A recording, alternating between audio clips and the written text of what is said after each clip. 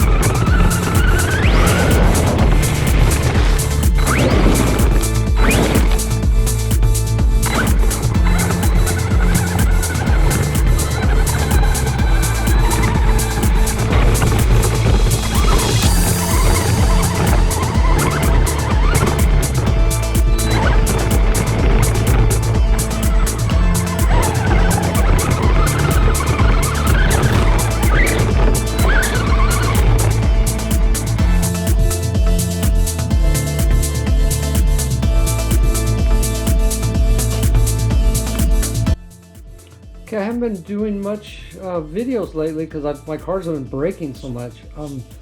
This one I took it out, I got a kind of a decent run. It's not really made for the dirt. It doesn't have enough clearance really. But on this one, the drive shafts twisted up kind of like pretzels, you know. The two front and the back one got bent just from some light bashing. So for this car, that's the only damage that happened. The ESC came out because it wasn't glued in properly, so now I got it in there really good. So yeah, that's that car. The Typhon, I don't know, man. I took it to the skate park, did one jump with it, and ended up breaking the front shock tower. I mean, it just shattered it to nothing, damaged the shock, bent the shock, and I got it all back together now. But when it left the, I don't know if I can explain it, but when it left the bowl, it was going sideways. So going sideways, it just landed like that and broke the shock tower. I want to break it again. Other than that, nothing else with the Typhon shock and shock tower. This guy here, my Granite, it blew out the stock tires and just ripped the rubber right off them. Going to 3S, I guess they just couldn't handle it.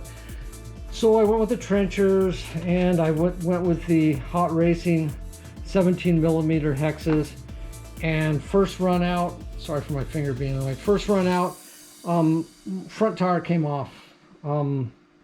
There's like a nut that holds the 17mm insert to the spindle.